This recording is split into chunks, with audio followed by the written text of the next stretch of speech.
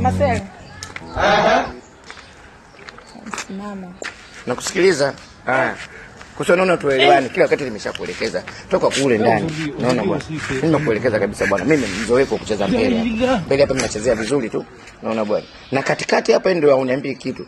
Lakini hicho unachoniambia hicho. Wewe chezea nyuma Marcel. Chezea nyuma. Mimi bwana nyuma. Mimi nyuma ndo mzoefu. Nyuma ndo mzoefu? Mzoefu. Sasa wewe tatizo lako ngoja nikuelekeze. Mimi bwana nyuma mimi sio mzoefu sana kuchezea nyuma bwana. Mimi nishazoea mbele sana. Yaani mimi kupeleka mbele, mimi napeleka sana. Hapa katikati ndo nachekecha. Unafahamu? Lakini mbele vizuri. Mbele unacheza vizuri. Hapo unanikubali. Ndio. Naomba uchezee nyuma. Bwana mimi nyuma ni hatari bwana. Nyuma mtafuta hata mtu mwingine. Mzee samani kusema kweli. Huko bwana huko mimi bwana huko sio mzoefu sana. Yaani huko sababu nakuomba Marcel. Sijapazoea bwana. Nakuomba. Ujue bwana una hatari bwana. Nakuomba uchezee. Nakuomba. Basi. Ingawa sio mzoefu sana, tutajitahidi. Sema tutakuwa tunaenda sawa, tutakuwa tunaelekezana, si ndio?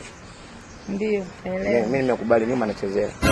Kwani timu yenu inaitwa nini? Timu yenu jina lake yani, kwa sababu nijua kabisa. Si nikaja nikajichanganya nikaingia kwenye timu nyingine. Timu yenu inaitwaje? Chaot. Sasa niko kwamba siku zote mnashinda kutafuta mabeki. Hatujapata beki. Mnanipa kazi ujue tatu hiyo. Yaani nichezee mbele hapo, kwa sababu mbele lazima nipande, katikati lazima nichekeche, nyuma lazima nikabe. Tutachezea nyuma.